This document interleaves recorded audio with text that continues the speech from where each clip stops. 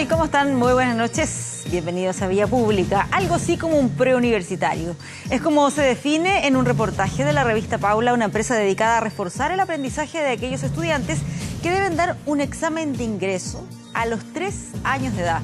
Son los niños y niñas cuyos padres buscan que sean admitidos en colegios de élite. No es primera vez que este tema surge, pero lo cierto es que pese a todos los cambios del último tiempo en la normativa educacional, en los establecimientos particulares, este tipo de selección altamente exigente sigue existiendo. El argumento suele ser que hay demasiados interesados para pocos cupos, pero ahí es donde surge la duda. ¿Son estos test un mal necesario o más bien responden a intereses aspiracionales de los propios padres? ¿Cuál sería la alternativa ideal para enfrentar un proceso de admisión? ¿Qué pasa con un niño cuando es sometido a un alto nivel de estrés a muy temprana edad? Bueno, todo eso va a ser parte de lo que vamos a estar conversando esta noche en el debate de Vía Pública. Y tenemos una pregunta para que ustedes también participen, voten. Está ligado con este tema del debate. ¿Qué te parecen estos procesos de selección en edad preescolar que realizan algunos establecimientos? ¿Es un mal necesario? ¿Estresan a los niños? ¿Es un tema aspiracional de los padres? ¿O falta regulación? Bueno, es parte de las alternativas. Ustedes votan y al final de este Vía Pública vamos a estar revisando los resultados. Vamos con informaciones que han estado marcando esta jornada de día lunes. El gobierno lanzó un portal para comparar precios de medicamentos en línea. El presidente Piñera presentó indicaciones a la ley de fármacos 2. El gobierno destacó el IMASEC de marzo, que creció 4,6%, su mayor nivel en 5 años. Lava desprendida tras la erupción del volcán en Hawái ya ha arrasado con 35 casas y amenaza a centenares de hogares más. Se mantiene la alerta en la isla. Vamos a hacer una pausa muy breve y ya estamos de inmediato acá en Vía Pública con el debate de esta noche.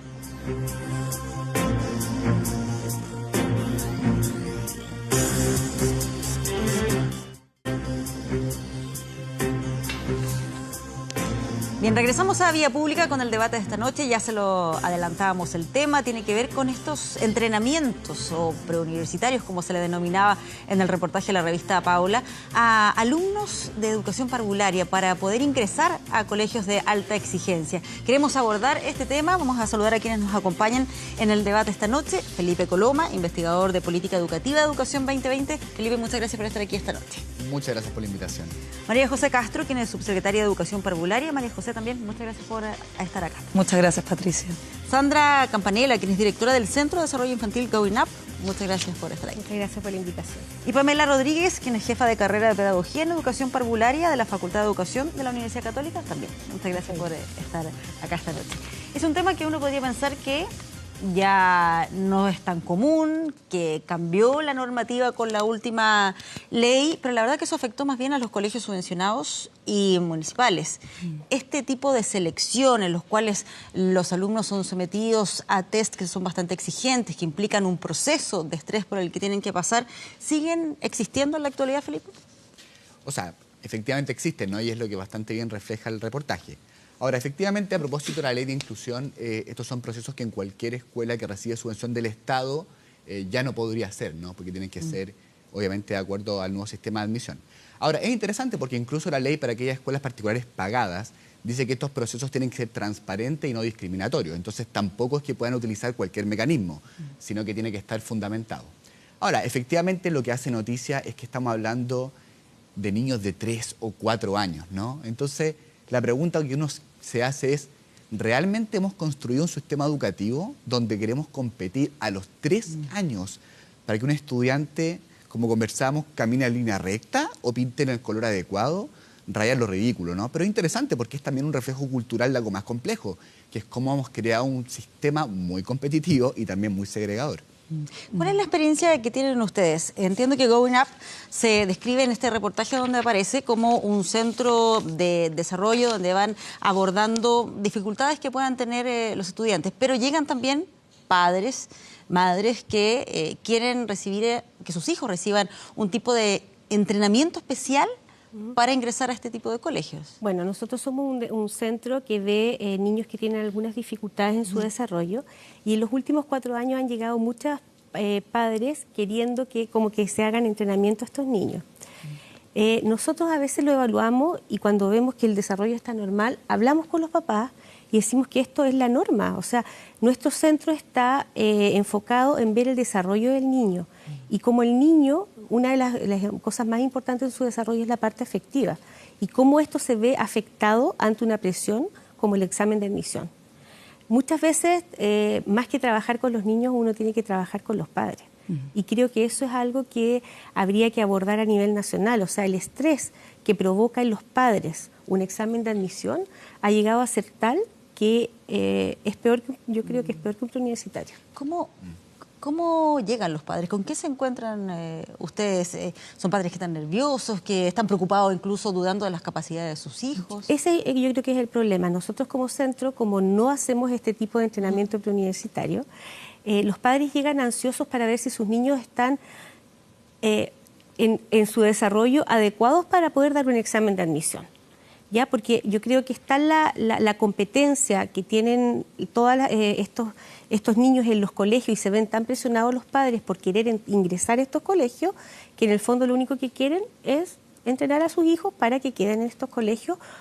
Como bien lo decíamos con mi socia en el reportaje, o sea, a veces es una cosa de estatus. O sea, yo busco un colegio por estatus y por estar en un medio acorde a lo que yo quiero ser. Entonces, es un reflejo de lo que los padres ven en sus hijos, se sienten reflejados en sus hijos o en lo que ellos no pudieron hacer. Interesante ese punto. Tiene que ver también con un tema aspiracional, porque uno podría decir, bueno, a lo mejor son padres que están preocupados de que tengan la mejor educación y probablemente es un tema que también incide en que sometan a sus hijos a estos exigentes test de ingreso, pero también hay algo ahí medio aspiracional de estatus. Es que yo creo que, y en ese sentido, yo creo que todos los padres quieren lo mejor para los hijos, ¿ya? Pero que existe a nivel de medios de comunicación o de propuesta de sociedad una venta de exitismo. Entonces es muy distinto querer lo mejor para un hijo que querer el éxito. Y de alguna manera estos exámenes de alguna manera validan este exitismo desde el punto de vista de los padres, porque en realidad es difícil, los test a los cuales son sometidos los niños no tienen un carácter predictivo. No porque un niño sepa escribir su nombre, te asegura que ese niño va a ser muy hábil en literatura o en el desarrollo del lenguaje, o porque maneje 3 o 4 colores o conceptos de colores, no tiene ese carácter. El desarrollo infantil, que es muy vital y muy rápido en los primeros años de vida, de alguna manera está marcado por ritmos diferentes en los niños y que tienen que ver con los contextos familiares. Entonces, si nosotros entrenamos, la pregunta que los padres tendrían que hacerse es: ¿qué se está perdiendo este hijo como oportunidades de desarrollar distintos lenguajes artísticos, musicales, o de qué oportunidades está perdiendo este niño para jugar y a través del juego generar interacciones? El colegio no es solamente aprender contenido, sino que estos padres aseguran que es una forma de encontrar buenas relaciones, pero las buenas relaciones tienen que ver con ciertas habilidades que se desarrollan durante el proceso escolar. O sea, de hecho, en el reportaje salen algunos testimonios de padres y dicen: el colegio es esencial, te marca. Yo siento que tengo el sello donde estudié, lo hice ahí por el colegio Manquehue. Tiene que ver con las oportunidades del día de mañana. O otro padre que dice: quería un colegio que todos conocieran, que salieran los rankings. Donde, claro, y a su hijo no le fue bien y decía: tuve que resignarme a que mi hijo no saliera hablando inglés, que sus contactos no iban a ser hijos de gerentes o de gente importante. ¿Cómo ves tú lo que tiene que ver con las motivaciones de los padres? Mira, lo que veo acá es que es curioso porque el primer acercamiento que tienen las familias a los colegios y los colegios a las familias es precisamente esta etapa, cuando los niños empiezan a postular, los hijos de uno empiezan a postular al colegio.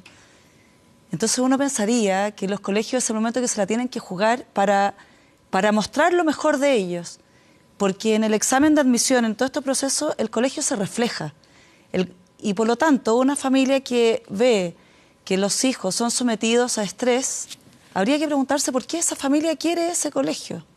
A mí me cuesta creer que una familia que quiere lo mejor para su hijo va a estar dispuesto a someter a su hijo a estrés, a pruebas que le parecen como familia, que son pruebas inadecuadas, porque por otra parte, tomar, por ejemplo, una prueba de madurez a un niño con el foco de ayudarlo en futuro, que eso ocurre muchísimo, yo creo que es parte de lo que muchos colegios hacen, que toman una prueba de madurez con la cual no seleccionan, pero sí enfocan probablemente cómo va a ser la trayectoria, cómo van a apoyar a ese niño en el futuro.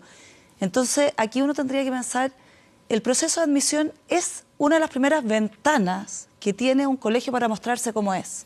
Por lo tanto, si yo tengo un colegio que pone su exigencia de tal manera que produce estrés en los niños, que los pone a competir tan pequeños, que los pone en contextos que no son los contextos habituales de los niños, uno se tendría que preguntar, bueno, si yo realmente quiero ese proyecto educativo para mi hijo. Y esa es una pregunta que yo creo que hoy día los papás se tienen que hacer. Yo creo que esto es bien clave y efectivamente hoy día hay papás que buscan los colegios por todas las razones que salen ahí, porque van a tener buenos contactos, porque van a tener buenos amigos, porque se van a sentir cómodos, porque está bien, y si esa es su decisión, pero finalmente acá el colegio el papá tiene que saber lo que está yendo. Cuando va a un colegio tiene que saber exactamente a lo que está sometiendo a su hijo. Sí, en otro de los testimonios que también aparecen en este reportaje de la revista Paula, uno de los padres cuenta que pagó 18.000 pesos por sesión para que una educadora fuera 6 veces al mes a su casa para entrenar a su hijo, para dar este test de ingreso. Al término de 10 meses de entrenamiento ya había invertido 1.080.000 pesos en preparar a su hija para el examen de admisión. ¿Qué es lo que preguntan en estos exámenes? ¿Qué es lo que hacen en estos test? Que para muchos padres no les queda otra más que someter a sus hijos a un entrenamiento largo durante muchos meses para que les pueda ir bien. Yo creo... No, por favor. Yo creo que una de las cosas que se trabaja, se evalúa mucho en los exámenes de admisión es la parte del lenguaje. Y especialmente el lenguaje comprensivo y la parte lógico-matemática, que es algo que en nivel preescolar se cree que se puede trabajar muy sistemáticamente, pero si esto se aprende de una forma inadecuada, finalmente el resultado es como que el andamiaje no estuviera bien formado. Entonces llegan a kinder o primero básico con un andamiaje tan inestable que empiezan los problemas. O sea, yo puedo preparar para un examen, pero eso no significa que el futuro va a ser un éxito. Con respecto a lo que dice Sandra, fíjate que lo que debiera ocurrir en esta etapa, porque lo que no se nos debe olvidar en ninguna parte del sistema, ni en el colegio particular subvencionado, ni municipal, ni privado, es que el centro de este proceso siempre es el niño. Tal cual. Entonces lo que debiera ocurrir siempre es que lo que se haga tiene que tener al centro a los niños, tratarlos siempre con el máximo respeto que ellos se merecen, en el entorno que se merecen y en el contexto que ellos viven. Entonces, que a ti te examinen de una forma que no es la habitual en la que tú vienes aprendiendo, jugando. Convengamos que en esta etapa los niños juegan, los niños sociabilizan en el contacto con otros, haciendo con otros, probablemente no sistematizando de una manera... Aprenden sin ni siquiera darse cuenta probablemente que están aprendiendo, no es una enseñanza sistemática. Entonces el entrenamiento viene no porque no sepan, el entrenamiento viene porque te van a entrenar a 40 minutos, con suerte, no sé, y en esos 40 minutos tienes que contestar un montón de cosas que probablemente sabes, ese niño las sabe sin duda, pero claro, no está acostumbrado a una forma sistemática de hacerlo. Y yo creo que ese es el gran punto que tienen estos exámenes, que no están centrados definitivamente en las características que tienen los niños a los 3 años. ¿A qué edad dan los exámenes? A los 3 años, o sea, el año en que 3, 4 años. 4 años. Claro. Más o menos. 4 años. Ahora, Yo creo que hay un tema importante porque nosotros decimos y hablamos mucho que los niños están al centro, pero eso no significa que sea el centro de las exigencias o de la evaluación, sino que cuando pensamos que el niño tiene que estar al centro es muchos adultos y un sistema que protege para que este desarrollo infantil sea el más adecuado. Entonces, yo creo que también habría que preguntarse qué es lo que les gusta a los padres, más allá de lo que pueda decir una mamá de estos colegios. Creo que son colegios que tienen buenos resultados en lo académico debido a que los profesores tienen una formación continua. las condiciones físicas son apropiadas. Los padres se comprometen con un proyecto de escuela. Educar no es solamente, no pasa todo solamente por el niño, por las exigencias que él pueda tener. Aquí hay una comunidad, una sociedad que apoya ese desarrollo infantil. Entonces, cuando hablamos, por ejemplo, el lenguaje es un tema sensible, pero el lenguaje se construye porque este niño tiene contacto con una familia que está con él, que le lee cuentos, que habla, que tiene posibilidades de jugar, de desarrollar. No hay que contratar a alguien para que lo prepare para eso, ¿no? Pero eso significa que hay una preocupación por el bienestar de este niño. El caminar por una línea recta que tiene que ver con evaluar el equilibrio. El equilibrio tiene que ver con el poder desarrollar la lateralidad posteriormente, definirla. Para eso este niño tiene que estar en contacto con la naturaleza, salir a la plaza, jugar, plantearse desafíos. Entonces no es algo tan de ida y vuelta, simple. Felipe quería hablar. Sí, pero yo quiero hacer un punto quizá un tanto diferente, ¿no? Claramente la explicación técnica de las evaluaciones hay que sabe muchísimo más que yo, así que no creo que valga la pena que me refiera. Pero yo creo que aquí hay dos temas de fondo que son bien importantes. Lo primero es, ¿para quién es el examen de admisión? Y yo creo que aquí también hay que transparentarlo en la conversación. Yo hoy día me di el trabajo de meterme a 10 o 15 páginas de colegios particulares pagados y leí los procesos de admisión. En casi todos, el 70 o el 80% de los cupos están reservados para hermanos, que tiene bastante lógica, o para hijos de exalumnos. Entonces, ojo, primero que hay una señal muy clara. Yo quiero que en mi escuela hayan personas que ya responden a un perfil previo, que más son exalumnos. Hay apenas un 20% de esos cupos donde van a competir, no competir, donde van a competir abiertamente otras familias. Entonces, primero, ojo, que aquí está un tema que también se ha conversado bastante, pero efectivamente estos sistemas de admisión producen una reproducción social no menor. O sea, estas son escuelas que también se aseguran que quienes entren en los establecimientos sean muy parecidos a quienes han estado anteriormente para mantener cierto estatus. Y ese es un tema que también hay que transparentarlo. Estos no son sistemas de admisiones altamente técnicos necesariamente. Lo hemos escuchado hoy en día, predecir el desempeño a los 3 años, o sea, es irrisorio. Entonces, por un lado, es otra cosa la que se busca. Y en un segundo punto, yo también creo que hay que preguntarse, a propósito de justificación, ¿no? Que esto depende del proyecto educativo. Y creo que es nuevamente otra pregunta de fondo. Hay que pensar si las escuelas, puesto que definen un proyecto educativo, van a buscar personas que sean exactamente iguales a lo que ellos tienen en mente, o se van a abrir a la comunidad, porque como ellos creen que su proyecto es bueno, es positivo, van a querer formar a otros en ese proyecto, pero no porque eran así desde antes. Y aquí este es un tema que yo creo que para Chile tiene mucha importancia. No me he acostumbrado a decir que es que el proyecto educativo de esta escuela es así, entonces yo quiero niños de esta forma. ¿Pero por qué? Tienes que ser más inclusivo, tienes que recibir a gente distinta y con tu proyecto educativo formarlas para que lleguen a ser lo que tú quieres que sea, pero no cerrarle la puerta desde el momento cero a quien te parece que no responde a esas condiciones. Sí, el punto es, ¿quién regula esos procesos de admisión? Porque estamos hablando básicamente de colegios particulares, ¿no? Ahora, en los colegios particulares, gracias a que existe la libertad en el fondo de enseñanza, existen colegios, todos los colegios particulares deben tener, ¿no?, su proyecto educativo y su proyecto educativo claro. Luego, hay proyectos educativos donde justamente promueven la diversidad y dentro de su selección buscan la diversidad y está bien que así sea. Yo creo relevante la pregunta que tú haces, Felipe, cuando tú dices, bueno, pero ¿a quién se está, entre comillas, seleccionando? Probablemente tú y yo sabemos que aquí hay un tema familiar, probablemente se busca estatus y un montón de cosas más que es la familia. Sin embargo, que el colegio pueda tener un proceso claro, transparente, comunicado a tiempo, donde el colegio creativamente busca una forma de seleccionar que no sea arbitraria, que no sea estresante para los niños. Eso se puede hacer. Y hoy día hay colegios que lo hacen. ¿Cuál sería esa alternativa? Por ejemplo, hay colegios que hoy día lo que hacen es que nunca se topan con el niño. Por ejemplo, el niño no va a ningún examen y entrevistan a la familia. Y entrevistan a la familia de tal manera que la familia adhiera al proyecto educativo. Un colegio que tiene... ¿Caer en arbitrariedades? Sí, bueno, a ver, convengamos que al final del día siempre una entrevista y hay, bueno, es difícil lograr llegar a a un modelo totalmente purista que nunca vaya a caer en una arbitrariedad. O sea, por ejemplo, una madre que va sola... Pero mira, hay colegios que exponen... A lo mejor quien escoge en el colegio puede preferir a la familia que va con un papá y una mamá por sobre esa madre sola. Pero mira, puede ser que exista, pero esa es mi duda. Pero hay colegios que hoy día regulan y que ponen todo eso sobre la mesa. Por ejemplo, hay colegios que hoy día nunca ven a los niños y lo que hacen es participar, invitar a grupos de participación a los adultos apoderados de los niños.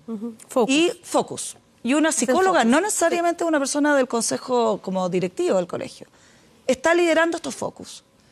Probablemente y con pautas súper conocidas. ¿Qué es lo que se está evaluando ahí? Los papás saben. Nivel de compromiso, involucramiento con la diversidad, por ejemplo.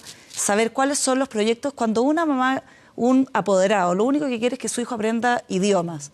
Y en el colegio le dicen, aquí vamos a promover las artes, pero no el idioma, porque, bueno, no todos pueden promover todo. Eso es clave, es bueno, más que bueno saberlo, es vital saberlo. Y hay colegios hoy día que lo hacen bien. Hay colegios que buscan de esta manera, probablemente no son la mayoría, pero los hay. ¿No sería menos arbitrario hacerlo con un sorteo? Y hay colegios que también lo hacen. Hay otros colegios que legítimamente, primero tienen a los hermanos, que es razonable también, y a los cupos que quedan, los sortean. Incluso hay colegios particulares que lo hacen. Sí, lo importante acá es que existiendo la libertad... ¿Debiese ser esa la norma común a lo mejor para todos estos colegios para evitar derechamente este tipo de entrenamientos? Yo creo que en los últimos 5 años, por los 4 años, si bien ha habido una cosa más importante en los exámenes de admisión, se ha abierto a colegios particulares pagados que antes no existía, que hubieran tómbola, que los hay. ¿Ya? Que eso yo creo que es un gran avance y eso se ha producido, yo creo, por la ley de inclusión. Yo creo que eso ha hecho que tome una cosita. Y lo otro es, también hay muchos colegios que están primero entrevistando a la familia y luego hacen el examen a los niños, que yo creo que eso es bastante importante, porque para tener yo una familia involucrada en el colegio, tengo que tener una familia que se adhiera a mi sistema educativo. En eso, fíjate que el sistema escolar, para que funcione bien, es una sociedad de varios. Eso te hace. La familia, el colegio, el proyecto educativo, los profesores y los estudiantes. Cuando todos estos están en sintonía, ese proyecto educativo se impulsa y lo que ocurre ahí es muy bueno. Entonces también existen proyectos educativos que son para ciertas familias o para ciertos niños porque dan respuesta a eso. No todos estamos para cualquier sistema. Entonces, cuando esa sociedad se logra con el niño en el centro, con una familia que quiere ese proyecto educativo, con un profesor que también quiere ese proyecto educativo, lo que ahí ocurre finalmente es en beneficio de todos. Entonces, lograr que que un sistema proponga eso también es muy bueno, digamos. Ahora, yo creo que es complejo, como si volvemos a los colegios tomando lo que tú señalabas, la diversidad o la inclusión es compleja de asumir. Por un lado, de alguna manera el colegio pone por delante su proyecto educativo, ¿ya? Y de alguna manera se espera que las familias y los niños sigan este proyecto. Sin embargo, también tendríamos que ver qué es lo que nos pasa con un público diverso o la diversidad. ¿De qué manera respondemos a esa diversidad? ¿O de qué manera le damos un valor a la diversidad que tiene que estar presente en los colegios? Y ahí, de alguna manera, yo tomo parte de esa responsabilidad porque creo que las universidades no hemos ido con la suficiente premura para formar a profesores que trabajen en base a la diversidad. En la época en que nosotras fuimos formadas, más bien la formación era de tener un grupo homogéneo y por lo tanto creo que queda esa tradición. Los de este colegio tenemos este sello y en realidad el sello que tendríamos que tener todos como sociedad es la diversidad y valorarla y enriquecernos en eso. Y tenemos que formar profesores, porque de alguna manera se ve como que, bueno, si vienen tantas familias diversas, ¿cómo vamos a responder cómo vamos a mantener nuestra eficiencia como colegio. Yo creo que lo que tú estás planteando es súper importante. ¿Y por qué es tan importante? Porque todos estos cupos que están para hermanos y para exalumnos, hay muchos niños que son diversos, no son todos iguales, y esos niños van a pertenecer a ese colegio. Y la familia va a tener que apoyar en que este niño va a tener que estar inserto en esto y que puede tener algunas dificultades. Y por eso es tan importante que la familia sea la apoyadora. ¿Me entiendes? Y yo creo que lo que tú dijiste, que las mallas curriculares de la educación van a tener que dar un vuelco, porque estamos siempre en lo mismo, y no vemos cómo está avanzando en el fondo la educación, en que vamos a la inclusión. O sea, para yo ir un paso a la inclusión, tengo que preparar al profesorado para que pueda trabajar con niños en inclusión. Que eso muchos otros países, como Estados Unidos, ya están inmersos en las salas terapeutas ocupacionales, fonoaudiólogos, psicopedagogos, que trabajan en sí en la sala. Que eso es algo que sí lo vemos harto en la educación más municipal. Que yo creo que en muchas cosas nos está ganando la delantera a los colegios privados. Ese es un tema interesante y que vuelvo a la pregunta que decía antes Felipe. ¿Quién regula finalmente a los colegios particulares? Porque da la sensación que obviamente tienen muchas más libertades que los subvencionados y los municipales. ¿Se avanzó algo, entiendo, después del último cambio en la normativa? Antes recuerdo que si alguien tenía algún problema prácticamente tenía que ir o a la justicia o al CERNAC. Sí. ¿Qué es lo que pasa ahora con los colegios particulares? Es un poco lo que comentábamos al inicio, ¿no? Efectivamente la ley de inclusión en realidad lo que regula en realidad tiene que ver con todas aquellas escuelas que reciben subvención del Estado, son los municipales y los particulares subvencionados. Para los particulares pagados, puntualmente por el tema de admisión, ¿no? Que es el que estamos discutiendo ahora, la ley es muy clara, dice, tienen que ser, o sea, los colegios particulares pagados pueden hacer procesos de selección, pero tienen que respetar, por un lado, que sean transparentes, que la información esté publicada, y en segundo, que sea no discriminatoria, ¿no? Si a una no sea arbitrario. Si me dijera, yo sola voy a recibir a estudiantes que son Géminis, lo que todos diríamos es bastante curioso. En fin, tienen que tener ciertos estándares. Ahora, dicho eso, yo tengo la impresión de que todavía hay que avanzar más allá. Porque yo quiero insistir al punto anterior. Por supuesto que el que existan proyectos educativos es algo muy positivo y algo que fortalece al sistema educativo nacional. De eso yo creo que no hay duda. Es bueno que haya diversidad de escuelas y que cada uno pueda ir y acercarse a la que mejor lo representa. Pero veamos qué es lo que está pasando concretamente. En el mismo reportaje yo creo que es muy interesante porque pasa como camuflado, pero dice, postulé a 5 escuelas para ver si quedaban alguna. Entonces, sincerémoslo, ¿está eligiendo un proyecto educativo o está buscando un grupo de pertenencia? Porque, y aquí hay un estudio que es del CIAD, del Centro de Investigación Avanzada de la Universidad de Chile, que es muy interesante. Pero cuando analizan cuáles son las razones que llevan a los apoderados a elegir escuela, sobre todo en el sector particular pagado, tiene que ver con pertenecer a un grupo. Esto no lo digo de forma peyorativa, sencillamente es así. Entonces también creo que hay que tener ojo. O sea, está bien, hoy en día está la regulación que hay, uno podría pensar esto debe continuar así, habría que avanzar más o no, que es una discusión muy interesante, pero lo que sí es un hecho es que hoy en día, cuando los padres eligen a una escuela, sinceramente no es solo por el proyecto educativo de esa escuela. Pero ahí la pregunta... A un grupo mucho más amplio. Yo creo que tiene bastante más que ver con poder pertenecer a un grupo de pertenencia de ciertas escuelas que se han transformado, ¿cierto?, en las más... En fin. Pero Felipe, ahí la pregunta, ¿cuál sería? Yo te encuentro toda la razón, pero si una familia está postulando a 5 colegios a su hijo, la pregunta también, a mi juicio, es ¿qué pasa con esas familias que postulan a 5 colegios? Y que postulan a 5 colegios que, como tú bien dices, o probablemente estás pensando, no tienen proyectos educativos ni similares. O sea, simplemente están respondiendo a que todas queden en un sector. Pero ahí la pregunta es, ¿hay que regular para que esas familias no quieran postular a 5 colegios? ¿Qué es primero? Y ahí yo creo que tenemos un problema como sociedad y estoy totalmente de acuerdo. O sea, coincido que tenemos un problema como sociedad cuando nosotros, como sociedad, queremos un espacio donde todos sean más o menos parecidos, donde tengamos los niños que se junten con la familia, que yo quiero que sean amigos.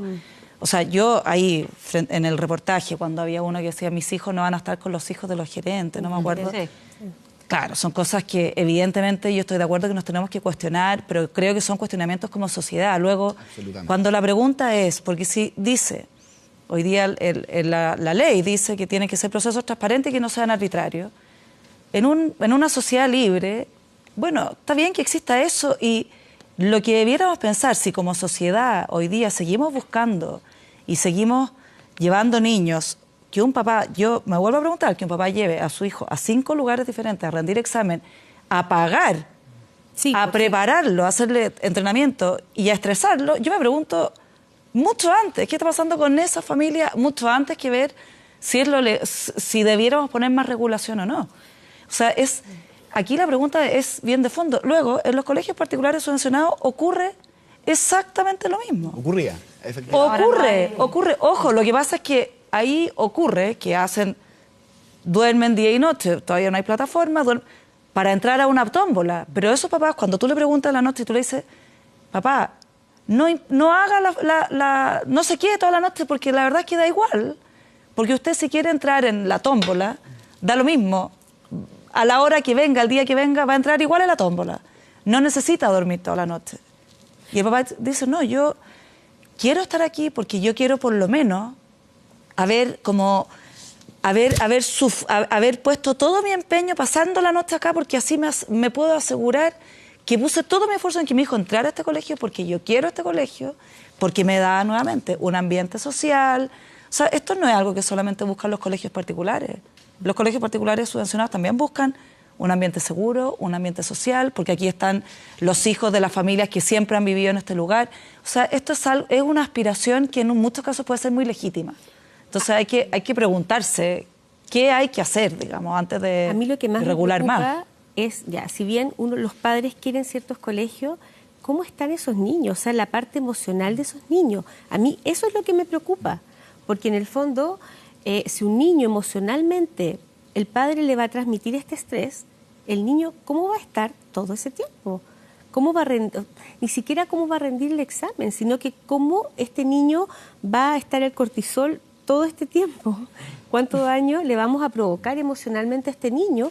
Y muchos de estos niños se sienten, no todos, pero frustrados, porque hay muchos padres que dicen que tienes que quedar en este colegio.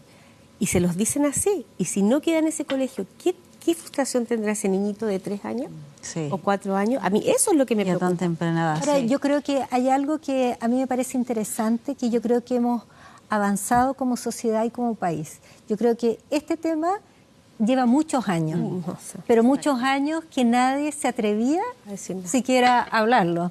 Entonces, yo creo que en ese sentido estamos avanzando, estamos siendo capaces como sociedad de poner este tema en el tapete y de decirnos, bueno, en realidad lo que queremos es un grupo de pertenencia, lo que queremos es un mejor colegio, porque queremos que le vaya bien, porque queremos avanzar como sociedad. Entonces, ok, hemos dado estos primeros pasos, también hay que seguir avanzando y en ese sentido todos tenemos que promover lo que es la diversidad, lo que es de alguna manera el espíritu que tenía el liceo público. Yo soy hija de un liceo público, estudié en el Liceo 1 y yo creo que el espíritu que existía en aquella época tenía que ver con que efectivamente era un lugar de encuentro ciudadano de personas diversas.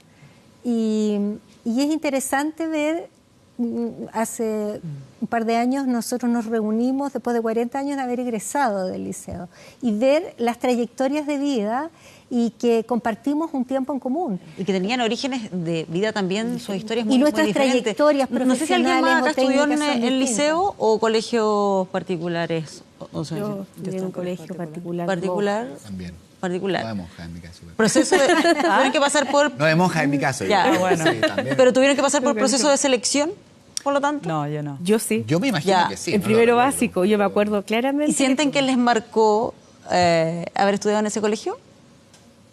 Sí, Sí. yo creo que Ya. sí. Sí, los colegios Es que eso marcan. también, en cierta medida, viene a justificar lo que a lo mejor muchos padres los lleva a tomar esta determinación y a someter a su hijo. Ahora, al estrés. lo que pasa, Patricia, es que es imposible evitar que un colegio marque. O sea, cuando tú llevas muchos Me años refiero trabajando en cuanto colegio... al éxito, a lo que No, hemos por eso estado te conversando digo. como éxito. Al éxito. Al éxito, claro. No, obviamente no, en los recuerdos uno siempre le va a No, marcar el no, colegio. no. Pero Lo me que pasa es que refiero un en, buen colegio- en el futuro. En lo Mira, se yo refiere creo que al aquí éxito. tenemos una oportunidad como país maravillosa, que es realmente jugarnos porque la nueva educación pública realmente dé respuesta por mejorar la calidad de la educación, si eso es lo que tenemos que hacer. Que haya más opciones. Lógico, ahora, cualquier colegio que lo hace bien público, particular subvencionado, particular, evidentemente va a marcar.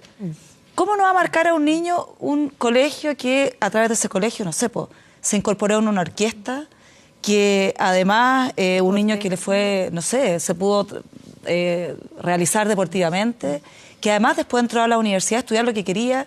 O sea, inevitable que está bien que un colegio marque. O sea, desde el punto de vista del éxito, si el éxito vamos a llamar, no sé, pues, que se desarrolle al máximo, digamos. Bueno, da para mucho más este tema. Probablemente no se va a resolver en el corto plazo, así es que va a seguir dando que hablar. Les quiero agradecer por habernos acompañado acá esta noche y por abordarlo también desde estas distintas miradas. Gracias por estar aquí en este Vía Pública. Gracias a ti por la invitación. Gracias, Patricia. Nos vamos a una pausa y ya regresamos con más noticias.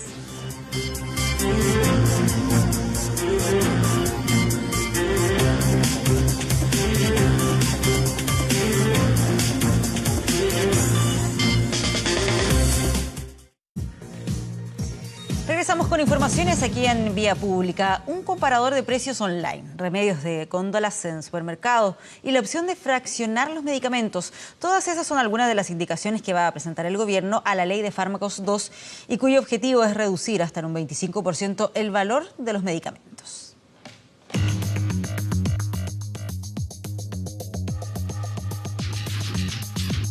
¿Tiene ibuprofeno de 400? Sí, cuesta 1.990. 400. 1.990. Hace una década, la colusión de las farmacias remeció al mercado de los medicamentos y provocó indignación ciudadana, porque el de los remedios es un tema transversal y que afecta a toda la población. A pesar del impulso para la venta de fármacos genéricos y bioequivalentes, la sensación general es que los precios siguen muy elevados. Son caros y nosotros, para nosotros que somos viejos jubilados con poca plata, o sea, no nos hace nada. No dan ganas de enfermarse porque sale caro. Se me va bastante plata en remedio. Es caro. Para enfrentar esta problemática, el gobierno anunció una serie de indicaciones a la Ley de Fármacos 2 con un solo objetivo. ¿Cómo reducir los precios de los medicamentos que muchas veces le angustian la vida a nuestros compatriotas y especialmente a los más vulnerables, a los que tienen enfermedades crónicas y a los adultos mayores? El proyecto contempla un comparador de precios en línea mediante la página de internet www.tufarmacia.gov.cl. En este sitio se podrán buscar remedios bioequivalentes y dónde se encuentra la farmacia con el precio más barato. Estos precios pueden ser irrisoriamente hasta 10 veces más altos entre un lugar y otro, de tal manera que por lo menos ya con el solo hecho de poder entregarle la herramienta a la población, los precios van a tener que disminuir a lo menos un 10%. Además, una de las modificaciones al proyecto establece que a futuro se podrán vender remedios que no requieren receta médica en góndolas de supermercados, un tema que provoca controversia. Estamos bastante preocupados y alertas de que esto no pueda tener impactos en la salud. A eso hay que amarrar educación hacia los pacientes, monitoreo de estas posibles intoxicaciones o sobreconsumo en los pacientes. Yo soy partidario que se pueda hacer porque las cadenas tienen un monopolio. ¿Y por qué tú vas a ir a comprar paracetamol a la farmacia cuando te lo va a vender el dependiente y te va a vender más caro cuando en el supermercado tú vas a elegir por precio? Pero sí, una sola cosa tiene que ir acompañada de una campaña de educación. Considero que la farmacia sigue siendo el lugar que tiene sello de salud y que por lo tanto existe un químico farmacéutico. Tiene por lo demás la gran relevancia de educar a la población. La iniciativa también faculta al Ministerio de Salud para revisar el reglamento y determinar cómo y cuándo se puede fraccionar un medicamento. No va a significar una baja en los precios. Lo que tiene que hacer es terminar con los laboratorios caros de nuestro país. Nadie le ha puesto el cascabel al gato y ha dicho, señores, basta, ustedes no pueden seguir abusando con nuestro país, no pueden seguir abusando con nuestros consumidores.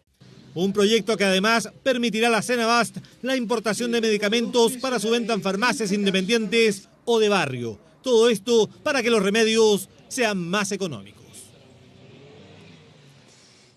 Y polémica generó la revelación del fiscal nacional Jorge Abbott, quien admitió haber sostenido una reunión privada en 2015 con el entonces senador de la UDI y actual ministro de Justicia, Hernán Larraín, además de uno de los abogados querellantes en el caso Cabal. Este hecho ocurrió poco antes que el Senado aprobara su nominación y mientras se desarrollaban ya las investigaciones por financiamiento irregular de la política.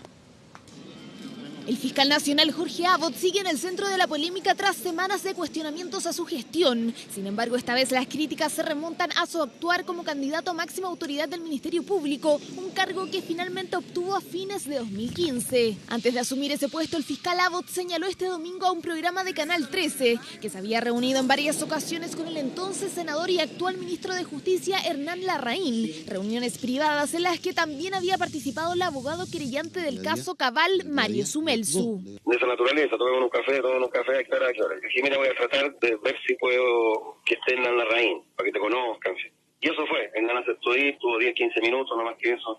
No hubo ningún tipo de compromiso, no se le pidió nada. Yo no estimo que haya sido un error. Yo creo que cualquier cosa que contribuya al conocimiento de las personas cuando se están adoptando a estos cargos, lejos de ser un error, contribuye al mayor conocimiento de las personas. El fiscal Abbott descartó de plano que en esas reuniones se haya pactado algún tipo de acuerdo en medio de las investigaciones por financiamiento irregular de la política. Declaraciones que el exfiscal Gajardo calificó de gravísimas, cuestionando lo que en esos encuentros se trató. El propio ministro Larraín le respondió pidiendo prudencia y no interpretar estos hechos por despecho al fiscal nacional. Eso que pasó en el pasado, en el caso de Hernán Larraín, en su calidad de senador, no de ministro de Estado, hoy día nosotros lo vemos como un hecho donde debe respetarse la audiencia pública y la transparencia que el país hoy día demande. Este tipo de reuniones producen mucha alarma pública en términos de que existe recelo y sospecha de que se pudiera haber estado estableciendo lineamientos respecto de cómo iba a actuar el Ministerio Público en las causas políticas. Polémica reunión que será sumada como antecedente a la carpeta investigativa que el Frente Amplio confecciona para pedir la destitución de Abbott. El fiscal ha ido sumando más antecedentes con este reconocimiento de estas reuniones previas además y pensamos que obviamente vamos a seguir empujando esta destitución. Creemos que es necesaria. No le veo nada cuestionable. Si usted me dice concretamente cuál es el beneficio que puede haber tenido alguien que se haya reunido a oscuras, a escondidas, a espaldas de la ciudadanía, como lo que entiendo está queriendo dar a entender el Frente Amplio o alguna otra ex autoridad, bueno, yo ahí le contesto. Esta es la segunda reunión que el fiscal nacional admite haber tenido con un parlamentario cuando era candidato al Ministerio Público. Ya lo había hecho con el senador PPD Guido Girardi en 2015. La actividad económica creció en marzo, su mayor ritmo en el mes desde el 2011, según informó el Banco Central. El IMASEC se expandió un 4,6% en el tercer mes del año, su mayor nivel en 5 años, cuando en marzo el índice llegó a 12,5%. Además, la cifra representa el crecimiento mensual más alto desde abril del 2013. Según el Banco Central, el IMASEC minero se disparó un 31,7%, influido en gran parte por el efecto de la huelga de minera escondida, que lo perjudicó el año pasado. El IMASEC no minero subió 2,9%, incidido por el incremento de las actividades de servicios y comercio. Y sigue la preocupación en Hawái tras la erupción de uno de sus volcanes. La roca fundida avanza lento, pero con un impresionante poder de destrucción.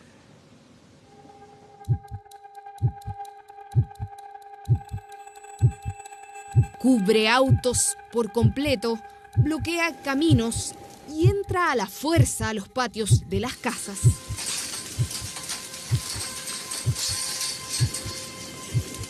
Así avanza la lava del Kilauea en Hawái, una emergencia que mantiene desde el jueves a los habitantes de estas dos zonas en total incertidumbre. Aquí la orden para los 1.700 residentes fue evacuar, pero no todos lo han hecho, convencidos de que podrán prever a tiempo si el avance del magma los pone en directo peligro.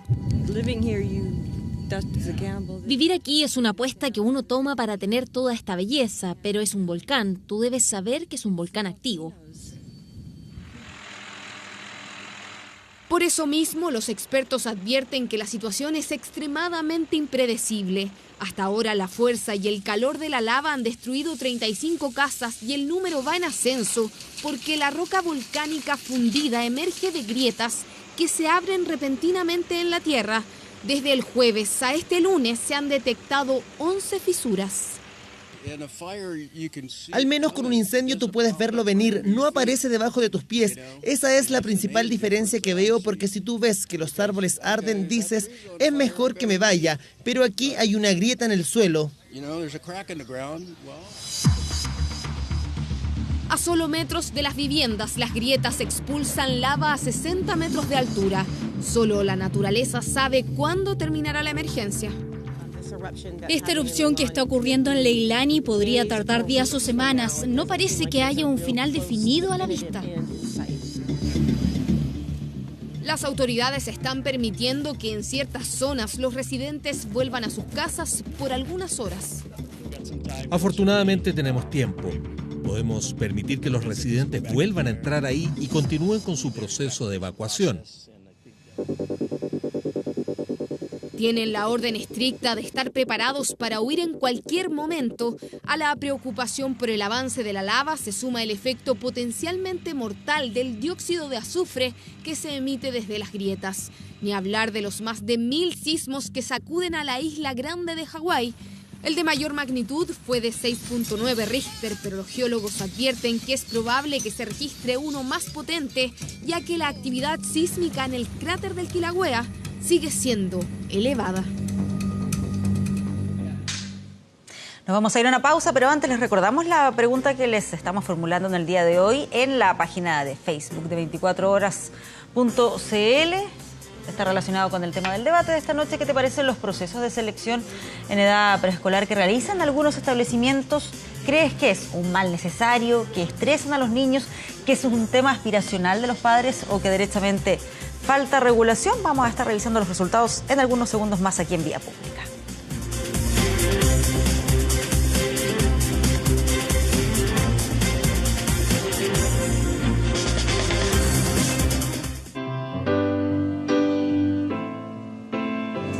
Y ya estamos llegando al final de este Vía Pública, pero antes vamos a revisar los resultados de la encuesta que le estábamos formulando en el día de hoy ahí en 24horas.cl. Esta pregunta, ¿qué les parecen los procesos de selección que realizan algunos establecimientos?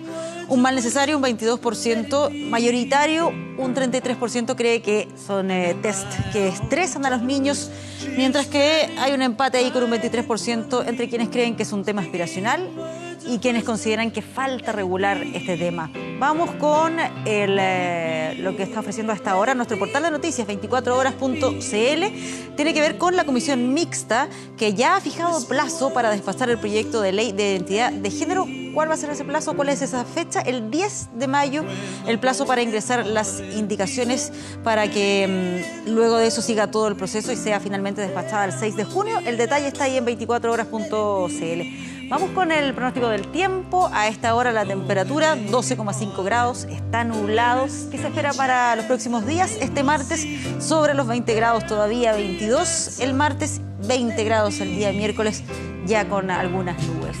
Y corría el año 1970 y el mundo conocía Let It Be, el último disco de estudio de los Beatles. Es una producción que también lo llevó a su última incursión en el cine con una película que llevaba el mismo nombre del disco. Al principio se pensó como un documental que marcaría el renacer del grupo tras constantes disputas. Sin embargo, terminó transformándose en el adiós del grupo más importante en la historia de la música. Con Let It Be despedimos este Vía Pública. Que descansen. Buenas noches.